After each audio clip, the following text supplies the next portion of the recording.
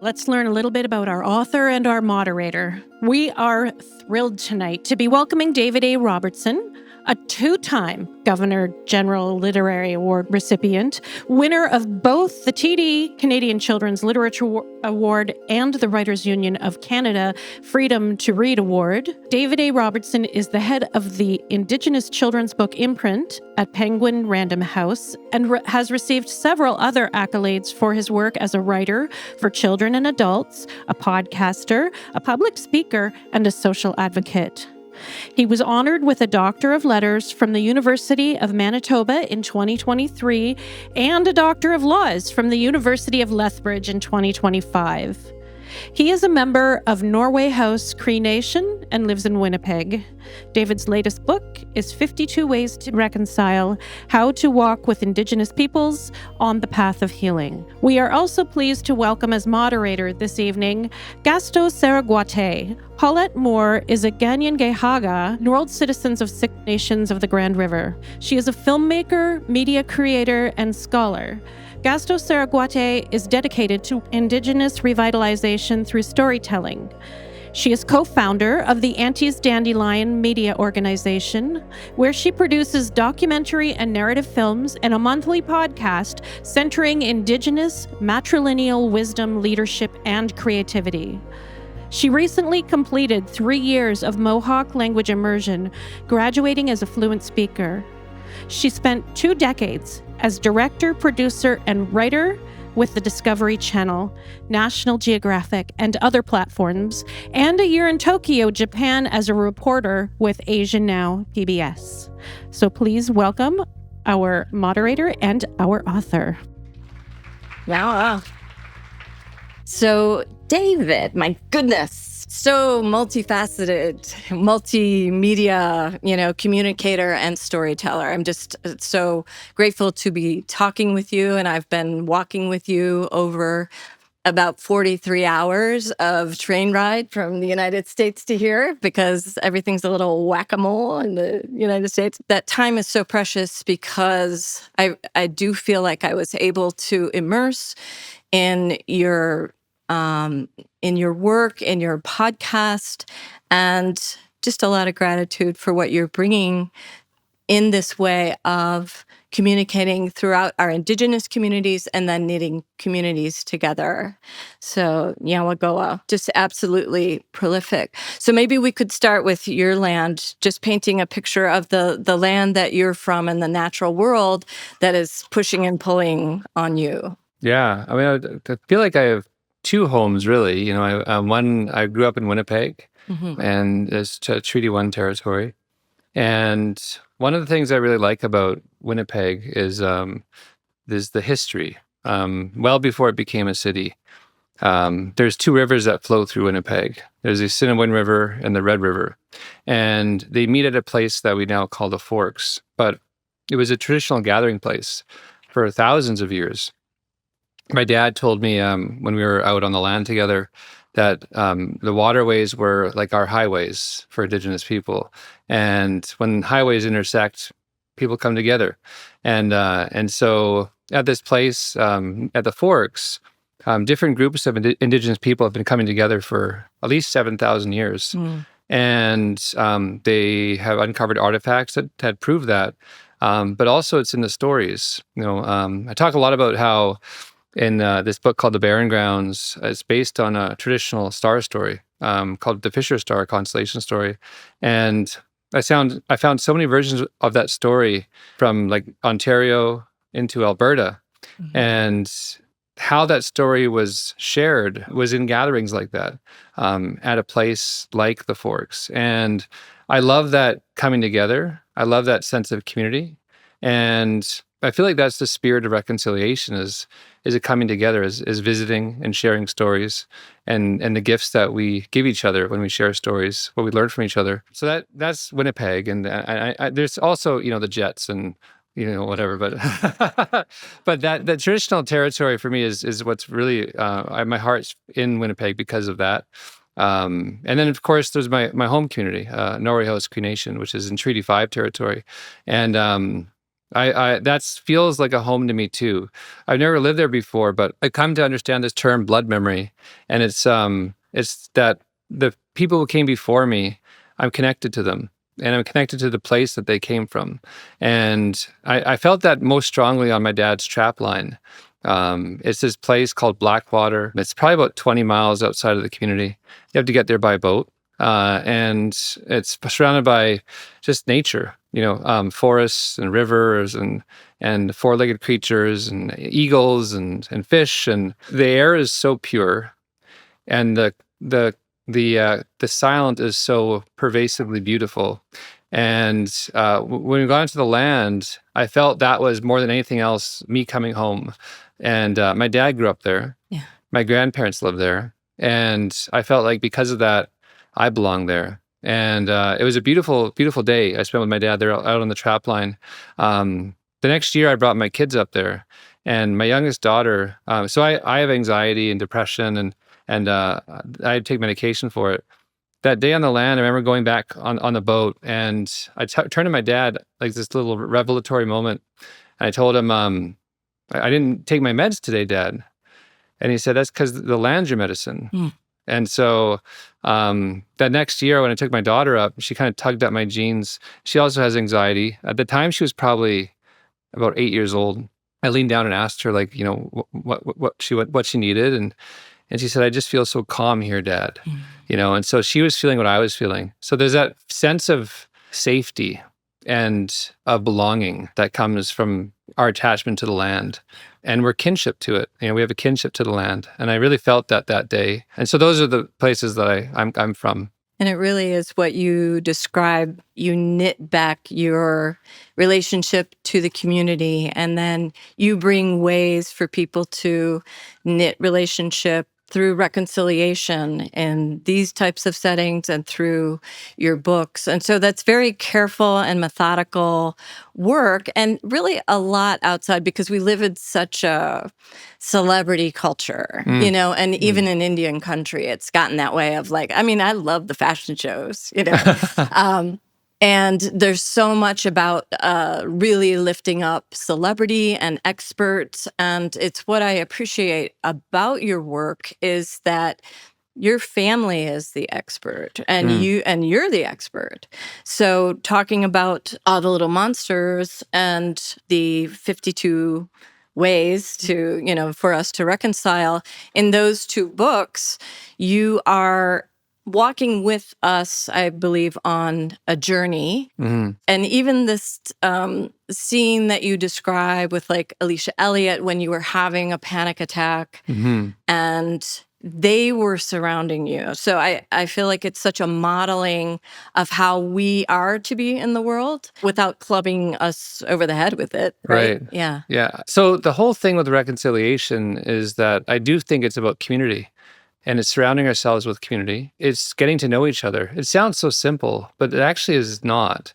We get away from that, and so I've been very intentional. I think that's what it is. It's having intentionality in developing relationships and maintaining relationships, healthy relationships, and it's listening, and it's sharing, and it's being honest and open and respectful, and I feel in that way that the greatest gift of my career. Whether it's writing books or public speaking or podcasting, whatever it might be, the greatest gift has been people. That's been the greatest gift. And I feel like I'm an okay writer, but I feel like people appreciate that they feel like they know me, and because I write with the intention of building community. I don't think anything I write is like literary in how you might traditionally think of it being, but it's a conversation more than anything. Yeah. And I think that there's a safety in that welcoming in the literature. And with All Little Monsters, it's about mental health, but it's being vulnerable, it's being open about it. And that also invites other people to be open and vulnerable. I think the same is true with reconciliation. If I'm modeling it in a good way, I feel like other people will feel like they can also do it. And it's reachable. And it's not only reachable, it's necessary.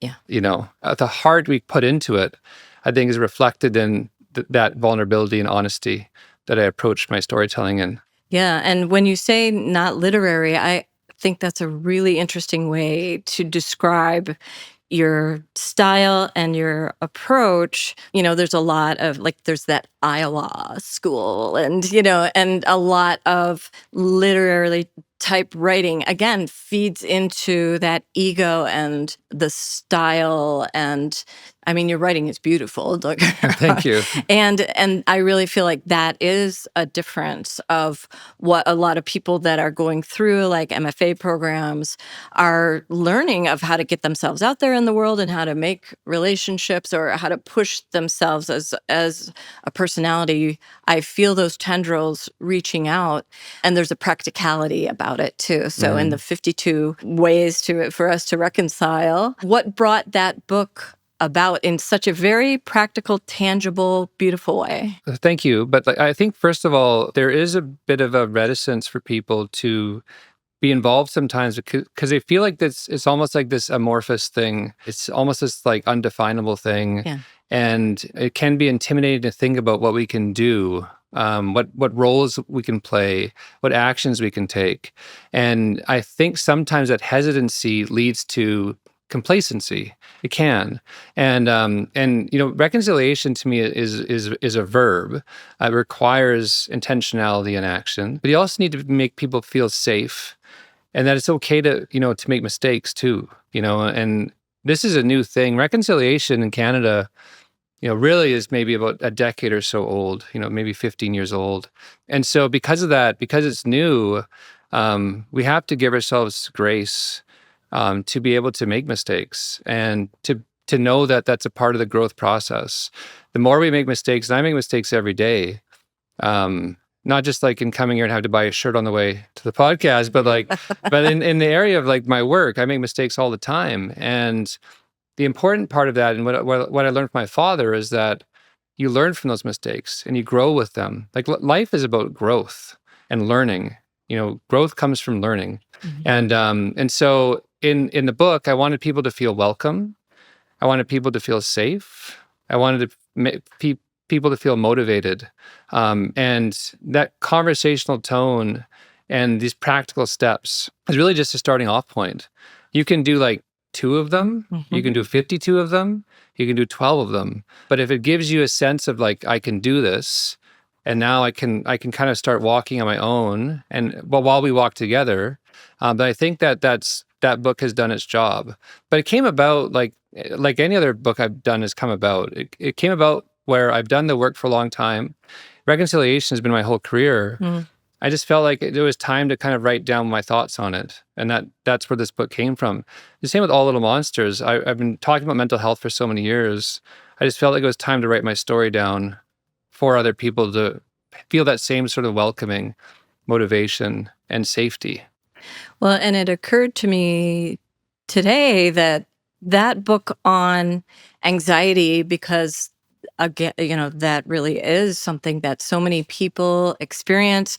I think that's an act of reconciliation, honestly, because Absolutely. it's an invitation. That's an invitation for a conversation. And what is it? Why is anxiety writ so large for us? And I think you touch on that when you go back to your home community. You forget to even take your medicine, right? Right. Because the medicine is there. I think we have a disconnect, and I think the disconnect leads to anxiety. Whether it's like, scrolling on our phones, or whether it's like, listening to, all the things that are happening in the world, or even just the little things, we're living in an age of anxiety. Mm-hmm. And anxiety also, I think, comes oftentimes with depression. So I had the real pleasure and joy of moderating a conversation with Charlie Mackesy. He wrote the boy, the mole, the fox, and the horse. Mm. And one of the things he wrote in that book, there's a scene where the boy asks the horse what the bravest thing he ever said was, and the horse said, "Help." And I really internalized that, in thinking about how, this book for me is a way to encourage people to do the first step. And the first step is to ask for help and to seek out help, because you either are going through it or know someone who is. And that sort of support can help yourself or help somebody else who needs it. You never know when you might save a life, Mm-hmm. And so So both of those books come from a place of like maybe lived experience, and also with the intention of trying to in some way help people along in the path that they're walking, whether it's in mental health or reconciliation. But you're right. I think in a lot of ways they're connected. When it comes to Indigenous communities, there's a lot of mental health struggles. Yeah. We have intergenerational trauma. My grandmother was a survivor. She had a sister who died in the schools, and she's in an unmarked grave somewhere. We don't know where. My dad went to a day school, and there's a lot of things that have happened where I had to do a lot of that healing work. And so I feel like for us as Indigenous people, that leads to mental health struggles. That leads to whether it's like lack of identity or confusion over identity, disconnection, depression, anxiety, and then the healing work we need to do is reconciliation, like within ourselves. It allows us to do the broader work. You can't heal brokenness with brokenness, and so I feel like if we can heal, then it makes the path we're walking, the goal that we want to reach, more achievable. Yeah. Well, and I do feel also you're such a communicator for this age as a bridge person who lived the early part of your life. Your parents didn't really share your indigeneity on purpose with you, and then regretted that, I would say, right? Your dad. So I think there should be a word for the comeback people, because that's my story as well of, my grandfather being on the trap line. We went and got muskrats as well. So, the comeback kids that grew up off territory and then are really called back, I believe, to community between the number of different media that you express in, and then this really important responsibility that you have absolutely picked up of being a comeback kid, right?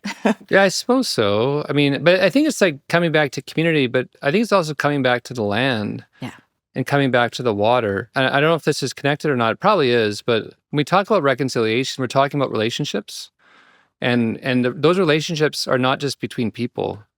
They're also relationships with the land and the water. And we need to heal those too.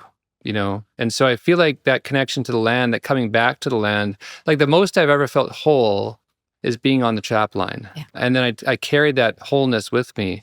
It was a really healing experience, and it helped my life, and even like when I lost my dad and I was, in a pretty deep depression, thinking about what he gave to me and how I could carry that with me was one of the things that helped me come out of that hole and to find purpose again, and so so I think that it's like that healing is a returning to, and maybe a reclamation of, but we can all do that. It's not just an Indigenous thing. Yes. We all have that kinship, and we should seek out that kinship, no matter who you are. The land is there for everybody. The land, we're all related to the land, and intentionality in our relationships with the land and healthy relationships with the land is part of how we're going to get out of this. Yes. Yeah. I recently interviewed Betty Osceola that protects the Everglades, and she says that very thing of like, unless you are in right relationship with the land, you don't understand about human rights.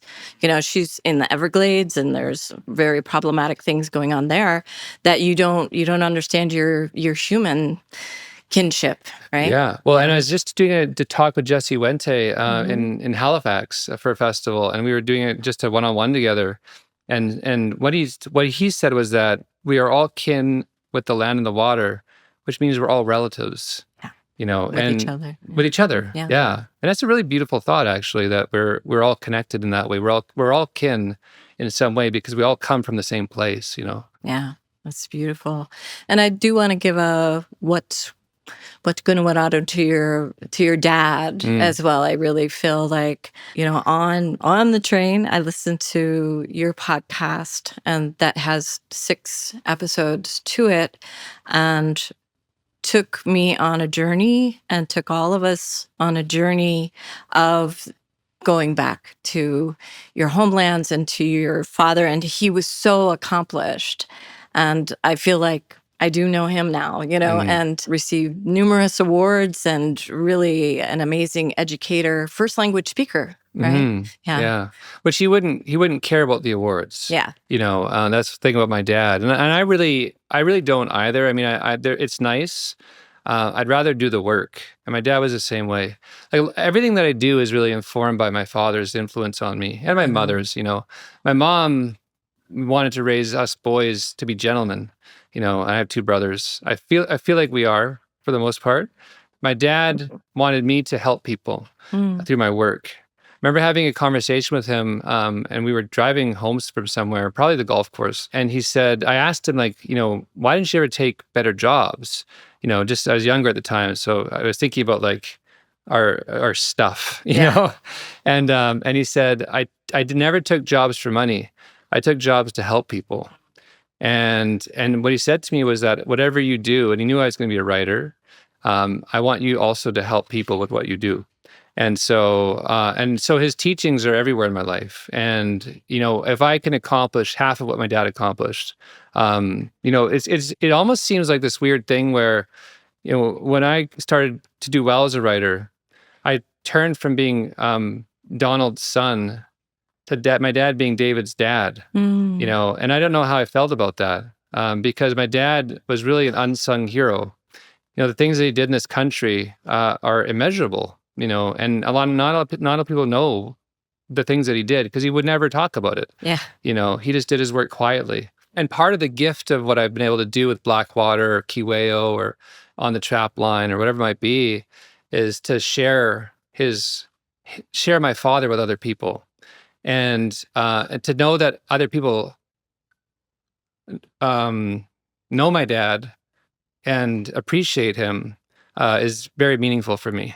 Yeah, and I do. And not to give away Kiwew, but there's no spoilers in it. Okay. Yeah, the description of loss within that podcast as well, of not over. Well, it seemed like you couldn't overstate the loss here. It was like, we've had a loss.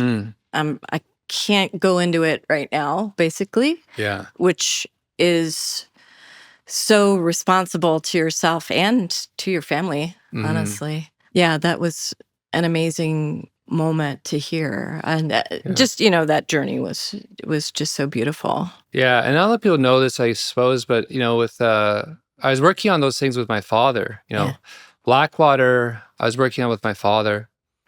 Kiwew, I was working on it with my father. Yeah. And I was doing the last little bit of writing on Blackwater before we got into the editing. And I was into, I think, episode maybe 2 or so with Kiwew. And then I was in Banff. My father passed away suddenly at home. And so I dropped everything for a few months. I didn't know what I wanted to do with everything. I didn't know how to go forward. And it was like listening to the recordings of him. Yes. That really encouraged me to finish the work, and so we didn't touch Blackwater really. I wrote a new epilogue that addressed his death, but we kept it the same because it wasn't about his death; it was about his life, and so we didn't really change much about Blackwater. Kiwew was, for me, it became a legacy project, and it was weaving in my dad's death without losing the intention of the podcast at the same time.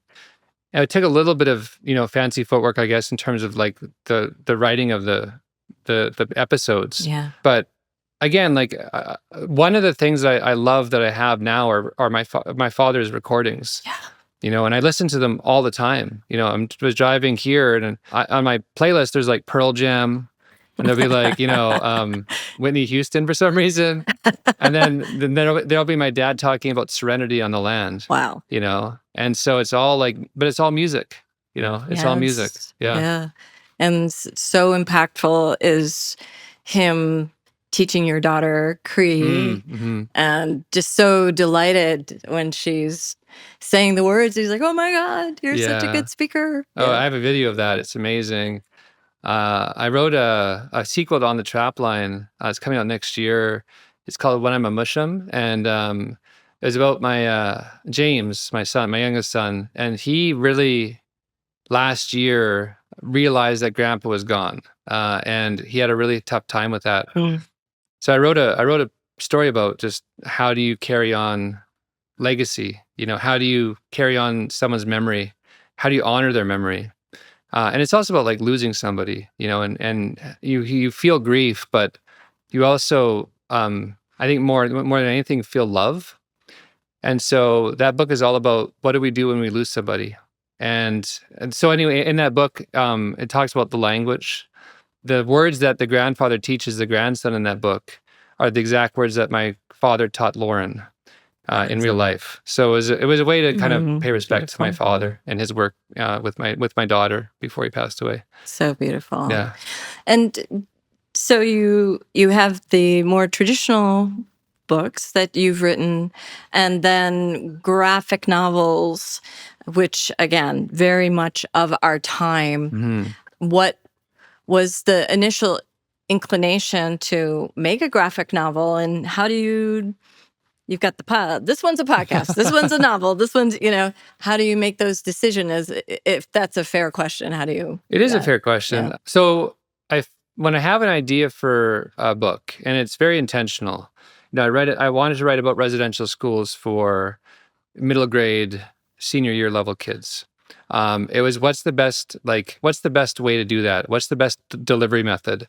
And graphic novels at that time, we weren't really writing them as Indigenous writers. It was something that was pretty new. Like, I don't want to take credit for it, but like Seven Generations, which was the first book I read published, I think it was one of the first graphic novels about residential schools. And because graphic novels are a perfect educational tool, the ways in which words work with pictures to help readers draw meaning is profoundly important and powerful. And I've seen it happen. Most of my work when I was younger, when I was like in my younger career, was all in classrooms, and I got to see the impacts of that delivery method in person. And it was really encouraging. And that's why I did a lot of graphic novels when I was coming up, as a writer. It seems like a new form of communication of writing, but it's actually ancient. If you think about it, we were thinking and talking in pictures before we were using words, and so the graphic novels and comic books are a form of sequential art. Sequential art is our oldest form of communication.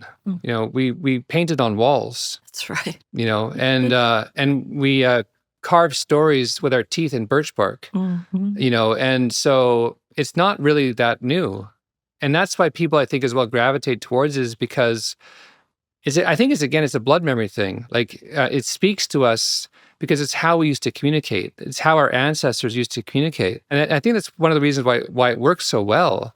And so I started out using comic books because of that. But every single idea that I have, whether it's about, writing about missing and murdered Indigenous women and girls, or whether it's about mental health, or whether it's about a fantasy story that, is a Narnia kind of inspired story. It's all about what is the idea, who is the audience, and what is the best way to communicate to the audience. And so that's part of it. I want a wide readership for what I'm doing because I feel like it's important work. I don't care about sales. I care about how many people are reading it. Maybe that's synonymous, but I always wanted my books to be used in classrooms. I didn't care about mass market book sales. I was lucky that it's happened. It's just given me a wider platform to do more work, the same thing. But the other part of it, I think, is that I want to get better all the time. The better I am at what I'm doing, the more people will read it, and the more my message will reach people.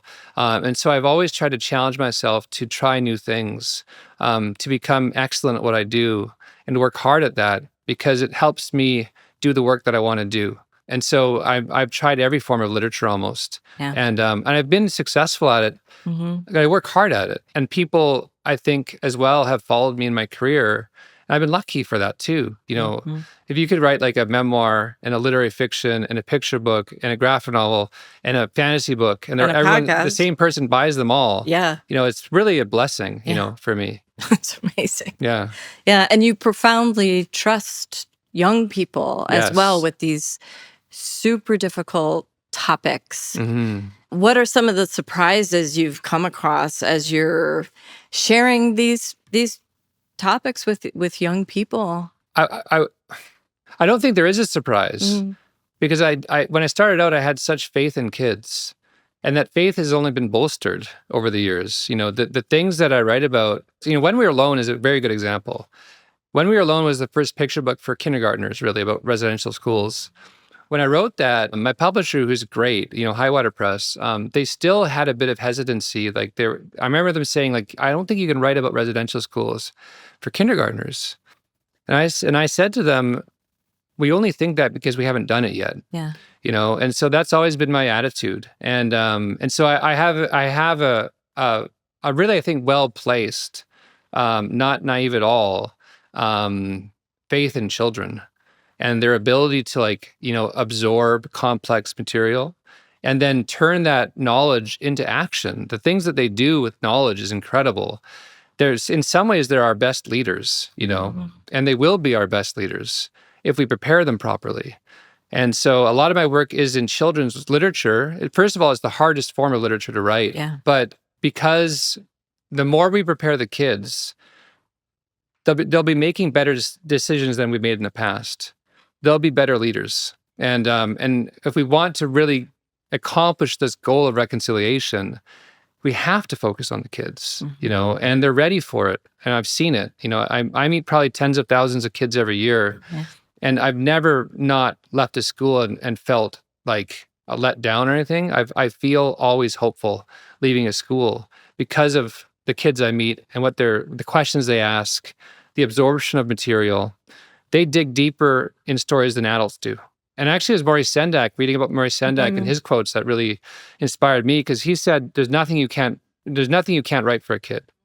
You can write anything for a kid. It's just how you do it. And so that's what I've tried to carry forward in my career as well, writing for children. And when you say they turn that into action, can you give an example of what that means? I have a great example. Yeah. I always tell a story about this 9-year-old girl. Her name is Willa. When the unmarked graves were being discovered, I say discovered, we knew they were there. Yeah. But, when they were first coming out and people were being reported, there was gatherings all over the country. On Canada Day, I think, was the day there was a big gathering in Winnipeg, and it was at the legislature, I believe. And so we were on our way there, and while we were on our way there, we heard about this girl who had set up a lemonade stand to raise money for residential school survivors. And so we went to this lemonade stand. There was this 9-year-old girl. There's a big lineup of people, which is, I think, also emblematic of the spirit and goodness in Canadians. I think that Canadians in general are incredible people. And there's a big lineup of people waiting to buy lemonade. She was at the front, this cute little girl, and she had this cash box, this jar for extra donations, this lemonade, this jar of lemonade, and all these cups. And there's a poster behind her that said, "Pay what you want. All proceeds go to residential school survivors." And so we bought lemonade, really expensive lemonade, and everybody was praying for the lemonade, and so because they knew what it was for. Yeah. The next day we were on Instagram, and her mother had posted, not in a performative way, just posted what Willa had accomplished, and in that post she articulated the process. And what she had said was that Willa had learned the history. And so she'd learned it in school. She'd learned about residential schools. Maybe she read one of my books, maybe she hadn't, but she had learned the history in school, presumably from some sort of literature, because there's a lot of literature out there for residential schools for young kids now. And teachers have to use that as a support. So she'd learned the history. And then her mom said that the next thing was that it had upset her what had happened. That's empathy. Kids feel more than anything, and empathy is an important emotion. Empathy fosters connection and intentionality. And so it had upset her what had happened, and then she wanted to do something, and that's action. And she made all those decisions on her own. Man.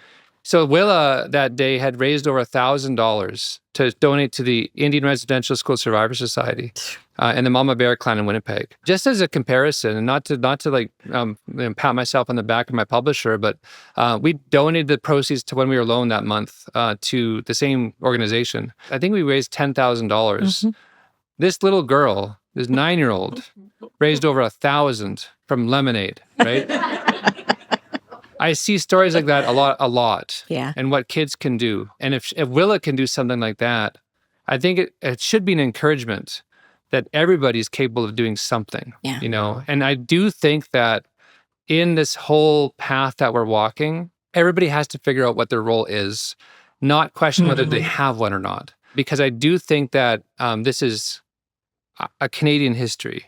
It's not an Indigenous history. Yeah. These are Canadian issues that we're still dealing with today. Yeah. And in the States too, and not just Indigenous issues. We have a colonial country and we have a colonial history. And it's not to say that anybody's responsible for what's happened in the past. I don't want anybody to feel guilty, but it does mean that we have a responsibility for where we're headed. And if we want to head in a good direction, if we want to do things well now and in the future, we have to do something. Everybody has to do something. Yeah. And if we're all doing something, we have a community that's moving together. And that's what we need. That's what reconciliation requires us to do, is to move together as a community. Yeah. That's why it's saying walking with. That's what we're doing. Yeah. And I love the visiting. I love the word visiting. Yeah. It's not interviewing. And I'm getting the... And as far as moving forward, how are you moving forward right now into the next, what's your next project? And what do we do next? Oh, no, I don't even How's know that for a transition? what city am I in. I don't even know. I haven't been home for like 4 months. No, I have a lot of traveling. You know, I'm always traveling, and that's important work for me. I have a lot of books that I'm working on. You know, I'm working on like a nonfiction book. Maybe I can tell you this actually, but I'm working on nonfiction. I really have loved nonfiction lately. So I'm working on a nonfiction book where I took all my dad's copious notebooks. I took quotes from his notebooks, like 15 quotes that really resonated with me and obviously resonated with him. Ones that he wrote himself or ones that he liked from other people. I took 15 quotes. I'm developing them into 15 essays. And it's a book that I'm writing with Dad in a way, but taking it almost like to my lived experience and using his words as prompts for me to write essays based on the quotes that resonated with him or that he said himself. So I'm working on that right now. Yeah, but I'm working on When I'm a Muslim. I'm working on, a couple of adult literary fiction novels. I have about 8 books coming out over the next 5 years, maybe or so. So I was counting, and I had like 8 more books to write. So, and then my contracts are over. I might take like a year off. I don't know, but I've been doing this hard for about 15 years. So it's I think I maybe need a sabbatical for maybe just like a few months before, just to give myself a bit of a recharge. But yeah, incredible. Always support you. Thank you. Well, thank you for the gifts that you bring, and thank you, Dawn and Mom, and your whole family that you bring into your work as well. And sending greetings, love, and respect your way. Thank you. And for all this energy that you're bringing back to us. And I do want to thank my co-auntie, Tamara Lokes, who's here and the best treaty partner on the planet, and really helps walking this walk. And to Pam and to Chris Colvin, whose birthday it is today. He's the one that's running every single piece of technology that you see here. So there he is, right there. Happy birthday, Chris! And this is Stan Switalski, who is our still photographer as well. So, and thank you, Cambridge Libraries. What a wonderful gathering. You put it on. So thanks. Yeah. Thank you. Thanks. Thank you.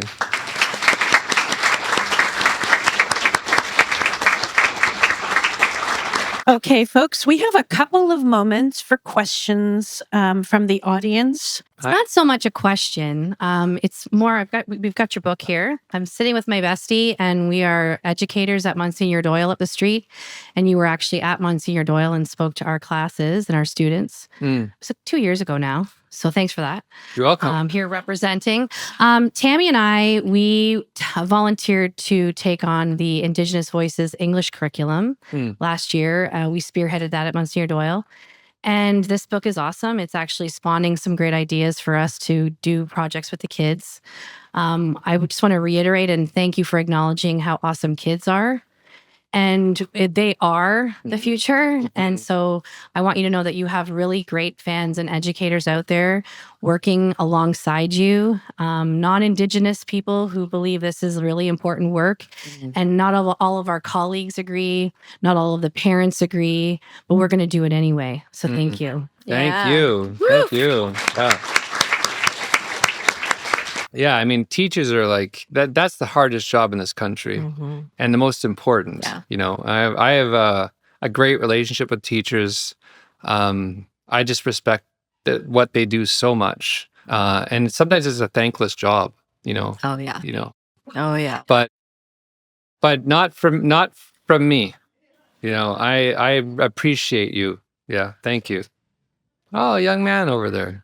I had a question about the barren grounds. I noticed Morgan's journey as a foster child in that system. Earlier, you were talking about like the feeling when you're going to the trap line.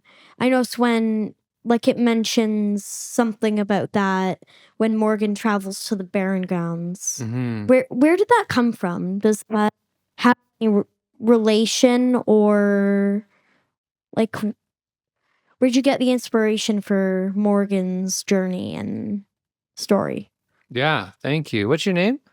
Xander. Xander, thank you. Yeah, no, I feel like there's definitely a connection between Morgan's journey and my journey. You know, I was not someone who was in foster care, but I felt the disconnection to culture just like Morgan does.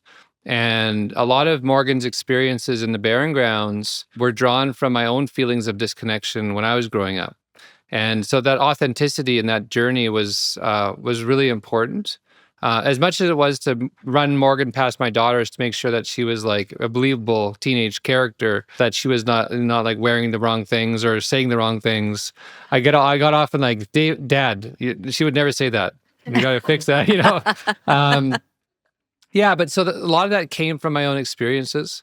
And, you know, Morgan being in foster care was really important because in what we learn for this path, sometimes we can unintentionally maybe have these horse blinders on where we don't realize that there's a wider breadth in what we need to learn.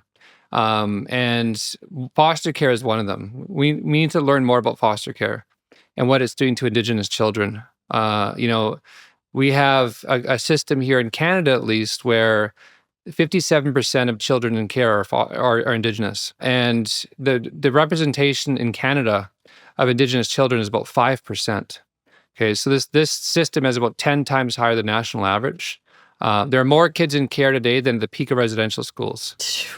So it's doing the damage that residential schools did, and maybe in a different way, but it's happening today. And so the only way to fix a problem is to be aware there is one to begin with. There aren't enough books out there about foster care and Indigenous children in foster care.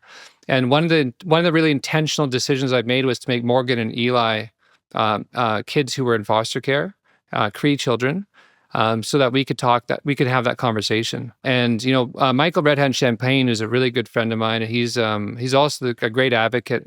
Works out of Winnipeg. You know, when he read The Barren Grounds, he said it was and he was in foster care. He said it was the first book he ever read that had a Cree kid in foster care, and that's not acceptable. You know, and so I hope The Barren Grounds encourages more books like it to be written that addresses that issue. But that's kind of why I made Morgan. The disconnect come from what happened from her being removed from her family, because it's happening to thousands of Indigenous children in this country. But thank you for your question. That's exactly what I'm talking about. Yeah. Right? Yeah. Thank you, Xander. Hi. Thank you very much. It's been very interesting. What I'm wondering about is something a little more personal, I guess. How do you manage to deal with the challenges of family life with all your projects that are going on? Yeah, I mean, it's a great question. I try my best to maintain connection to my kids. You know, when I'm on the road, we talk as much as we can. Oftentimes when they contact me, they want money anyway. But no, they're you know, I have amazing kids, and when I'm home, I'm working at the house and seeing them as much as I can. And they know the work that I do. And we've had conversations about it. If it came to the point where I felt like our relationship was being strained because of my job, then I would travel less and I would be home more. But we do our best, and they are really gracious in allowing me to do the work that I do, and I'm intentional in the time that I spend with them to make sure that I'm present as a father, because it's something honestly that my dad regretted. But my dad wasn't around a lot when my parents were separated. And I didn't know him as much as I should have when I was a kid. I don't want that to happen with my kids. So, but it's a great question, and I appreciate it. And I try my best to balance both. The reality is that with the career that I have and wanting to make it something I can do for a career, I have to travel. I have to not only do the work of reconciliation, but promotional work for my books, so that people are reading them and learning what I want from them. I have to be on the road a lot. And so I probably plan on traveling a little bit less next year.